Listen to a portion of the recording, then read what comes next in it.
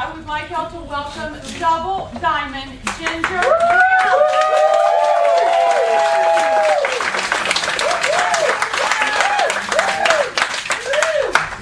Okay. I will tell you that is going to be very hard to beat. I was just sitting there thinking, man, I wish I could move down a few more in the speakers. Not only that, but the things that I wanted to cover, the basics, you touched on, and so I'm hoping to just maybe give you a different point of view from what she touched on, because I know I cannot talk that. So the basics that I'm going to talk about, steps to success, the communication, follow-up, and staying plugged in with your conference calls. They're very important, and just those little things can make a huge difference in your business. First of all, steps to success. We all know we're given this when we first sign up. And I will tell you, there's nothing hard about how to do this, but there are a few things that I point out when I do sign up a new distributor. The first thing is I make sure when they turn on their auto ship, it does not get turned back off. I know that some people will turn off their auto ship once they have their volume built up, but I've heard too many horror stories of someone right about to promote and someone returns a package or some other fluke happens. And honestly, if you're working your business, you need at least 2 boxes of wraps coming in every month to do your openings. So I heard at a different conference, if you will make them commit to you when they sign up. If you want to sign up to be on my team, you need to commit to that AD, BB, and also your E-suite every month. If you can't do that, then maybe we should start as an LC, and then we'll work to distributor. But that is very important. With your 4 loyal customers, I'm big on communication. Not speaking in front of people, but definitely staying in touch with my customers. And when I first signed up under Joy, she teased me and called me the LC Queen because I communicate and talk one-on-one with people. I build friendships instead of walking in and saying, hey, get a wrap here, you need to order some stuff, and then I'll never see you again. I follow up with people. I had people calling me when we had bad storms that live in Houston saying, hey, are y'all okay? She was my LC, and it should have been the other way around, you know, me checking on them. So when you sign up your 4 LCs, it's important to make a bond with these people and let them know that you're there to help them. And then when you're adding your 3 people in, when you're adding your 3 people in to build this business with you, you need to look at this as you're expanding your family, and it's very easy to do. When I talk to a new distributor, I try not to say too much information because I don't want them to stress out. I don't want them to think, oh my gosh, she has all this knowledge and I don't have any of this and I'll never learn it, it's too much. So if you tell people we're going to learn this in steps, we have a check-off list to help you whenever you're starting in your steps. When you first sign someone on, you go over some paperwork, you go over your back office. There's a couple of things that you can do step by step. And if you tell people we're going to work on this first, after we get your 4 customers, then we're going to go and we're going to work on getting you some distributors. Once you look at your E-suite training, then I want you to come back and ask me any questions that you may have. So when you first sign someone up, give them just the basics and show them a little bit, and then let them know you're going to build, you're going to be with them nonstop along the way. A great way to explain it is tell them, you get 6 to 10 people in front of me for your first party. I'm going to do everything for you. I will do your launch party. All you have to do is sit there, listen, observe, and afterwards we'll talk about anything that you have questions about, and we will take it to the next step at your next party. Then you're going to do this party. I'll sit there and be your support system, and I'll help you along the way. The whole thing is just training by watching and learning and working with somebody. You don't have to sit down with a book and read it all. And with that is recruiting versus sponsoring. Whenever you sign someone up, you need to make sure that you have time to work with these people. You need to look at your calendar and theirs, and you need to schedule 2 parties initially. You need to make time to go over to their house and visit with them. You want to go through your steps. You want to give them this checkoff list that we've got, the onboarding system. You want to show them the back office. You don't have to get all into the forms, reports, and that kind of stuff, but just show them how to log in. how to maneuver a little bit, and that's all that they need to know in the beginning. And you can tell them, as we build your team, I'll work on reports to show you how to start watching things as you need it. But right now, it's not important. Spend a day to go blitzing. This is really hard for a lot of people. Many people are not as open and will knock on doors as some people are. So this is a really hard thing to do. And if you go with them a couple of times, they're going to have reinforcement with you with them. And last week I went with a girl that I am really bad at prejudging also. I'll look and I'll go, no, that's probably not going to be a really good place. And so the more I go out and blitz with my new distributors, the more help that I'm getting and the stronger I'm getting in my blitzing. So last week we went and she had great results, and we walked into 3 different retail places that they wanted to come back and wrap the whole staff. And so you just never know. So just talk to people and go with them, make them feel comfortable, and then it starts developing from there. I always make myself available. I tell them, text me, email, call, anytime. Once you have those 2 or 3 distributors signed up, I suggest not signing 5 to 10 up at a time, because you've got to commit yourself to training these people. And if you don't have the time to sit down and work with these people, then you're not doing them any good with building a business. They're going to get a bad taste in their mouth about the business. They're going to feel overwhelmed and lost.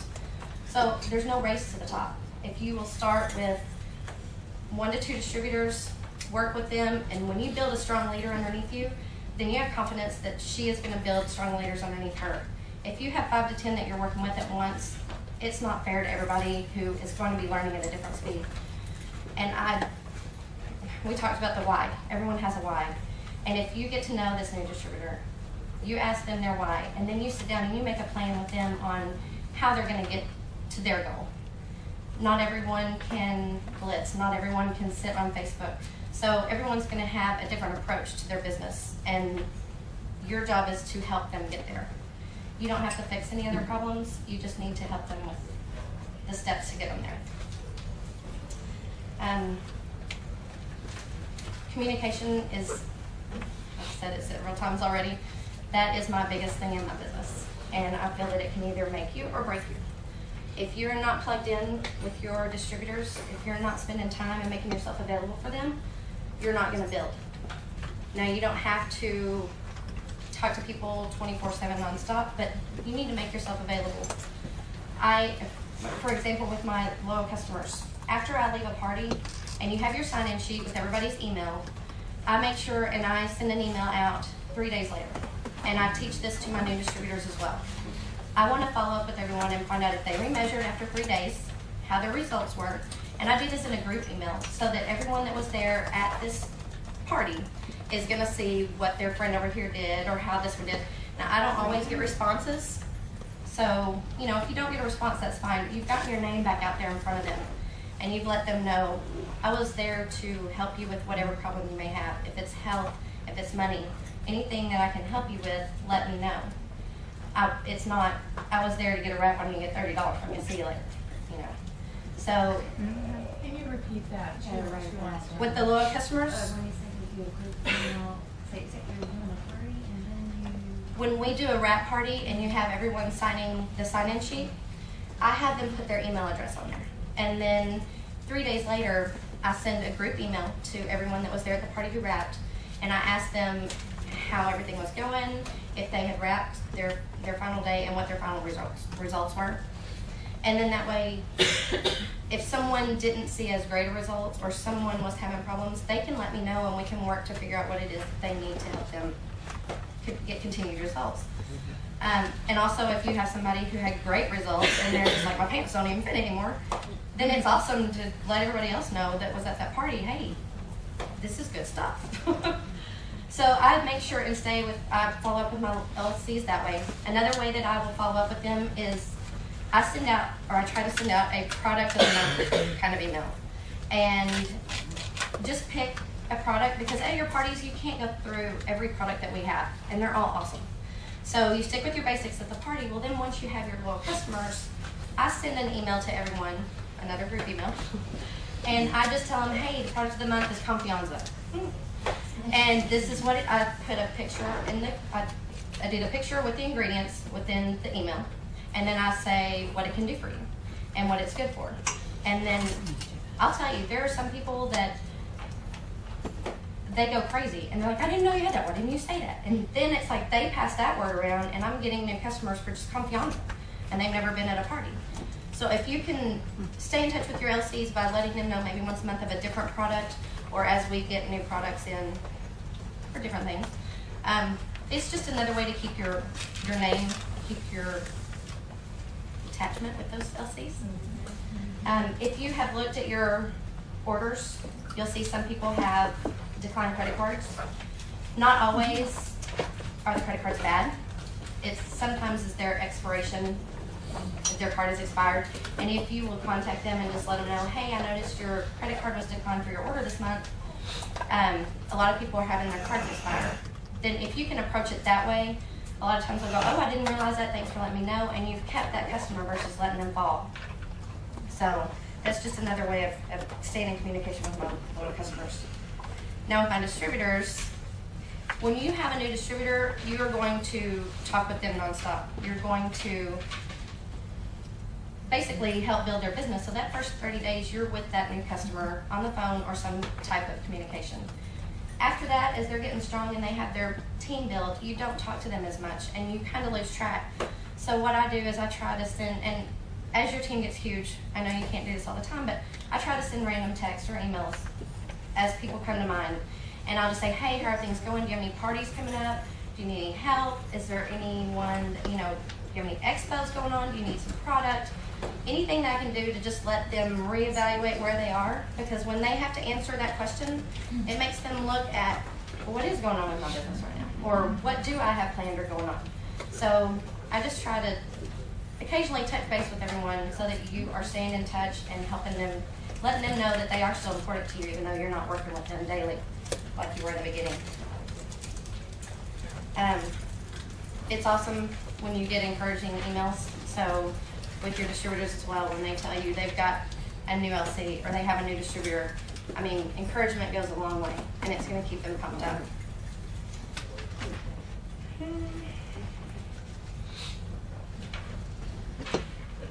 Oh, another big one.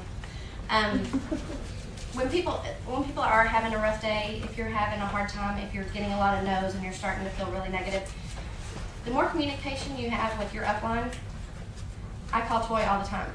I call Linda all the time. And whenever you're having a bad day, it's nice to know that they've had that day also. And yet they've still moved forward and they're still building. If there's something that I'm having a problem with, someone's telling me that this isn't working, or any stumble in the road, then I call and find out how they handle it. And it's good to have someone else's perspective and outlook on how to approach it.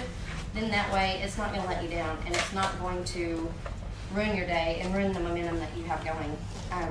I'll tell you, there's been a couple of days where I didn't want to do parties, whether I was tired or I just didn't want to, and I will call Toy. And we'll get to talking, and the next thing I know, I've arrived at the party, my mindset is completely changed, I'm in a great mood, and I'm ready to go in there and be successful at this party and teach them the way that it needs to be done. We don't talk about what's wrong with it works, how it's, how I'm having any issues. We just talk, and it's nice to have someone that knows this business. They're in it as well. They're having issues as well, and they can relate with what you may be going through. So communication will help you through your hardest times, and it'll also help you to celebrate through your bestest times. And my last thing that I really want to talk about is conference calls. From experience, about September last year, I kind of checked out of the business, and it was only because I had no clue about multi-level or network marketing. My check was growing. I was having 2 parties a month, and then I thought, well, it's pretty much doing it by itself. Well, yeah, y'all all know. So then when I got that check a couple of months later, when it had adjusted, I called Toy and I'm like, what's going on? My check went down. It's supposed to always keep going up. And so at that point I realized, okay, if you want to build and you want to go to the next level, you're going to have to put a little effort into this. I kind of relate. I've worked in the legal field for 20 years. And when I first got into this company, I thought I just would like to make a couple of $100 to pay off my credit card debt. I loved what I did, but I'd had no time with my family or my child. So after working this a little while, went to conference, saw what the potential was. I thought I could do this. Even still yet, I did not think I'm going to quit my job.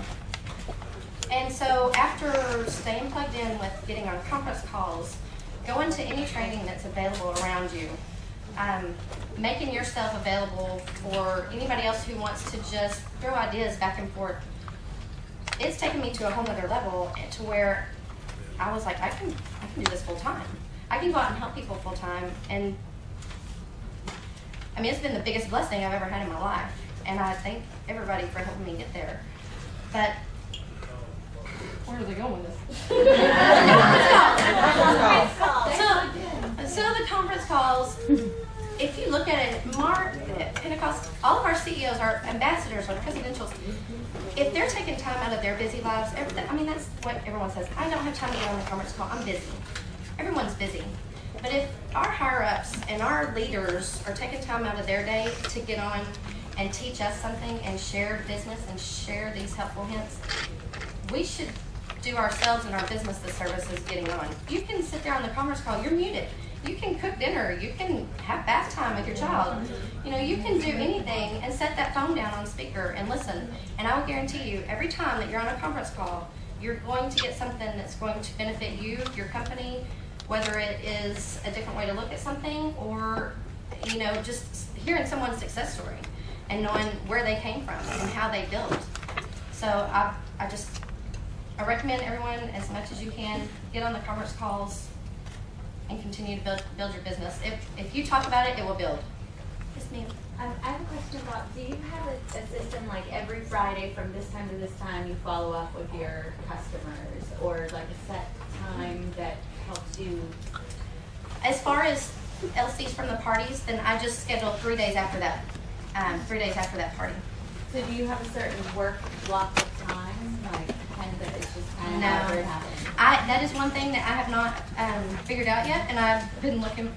That's why I flew in. I want to know, you know, what works for other people that are working at home and having to manage their time. It's tough. It's a lot harder than I ever expected. And I'll tell you 2 helpful hints that I have on photos, and then I am finished. We are always trying to help make things easier for our demo as they come in as new distributors. So I have created an account through Walgreens, and I've uploaded 50 of the best before and after pictures that I've ran across. I'm sure there's millions out there. But I went ahead and uploaded 50 on there, and when I have a new distributor, I send them the link to this Walgreens. That way they can print out however many books they like. If they are in a different state, I don't have to ship anything to them. They can pick something up right around the corner.